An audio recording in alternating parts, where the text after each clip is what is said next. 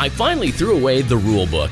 This is In Through the Outdoors, and I'm your guide, Chasen Walter. This is the third episode on this topic, but don't go away. There are unwritten rules, or at least common practices, for chasing Walter. If you've listened to a ton of walleye fishing content, I'm sure you've heard you need to fish the windy side of the lake because that's where the bait fish are and that's where the walleye will be. That's true in many cases, but not in every situation. Then there's barometric pressure. If it's high or low, fishing's tougher. That became gospel for me. I stopped fishing if pressure was 30.5 or 29.5. If you listen to my episode Voices in My Head, my closest friends told me to just fish. Forget all that stuff. Don't worry about everything being perfect and quit overthinking all the time. It's getting in your way. I think the biggest thing and the hardest thing to do is admit when you're wrong. I was right, but I was wrong. I was right in the science and the common practices that work for tournament fishermen or those that are just doggone good at catching fish all the time. And I was wrong worrying about all that stuff. So I let my hair down. I fished the other night when pressure was 30.5 and I went to a spot that I thought would have walleye, and I fished it.